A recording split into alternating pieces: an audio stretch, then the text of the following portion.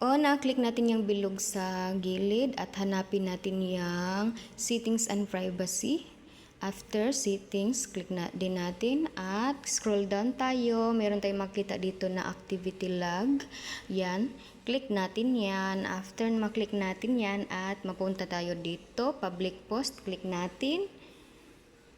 Ayan. At mapunta tayo dito sa mga lahat ng post natin araw-araw, mga shared post, kahit anong post natin. At hanap tayo ng gusto nating i-delete.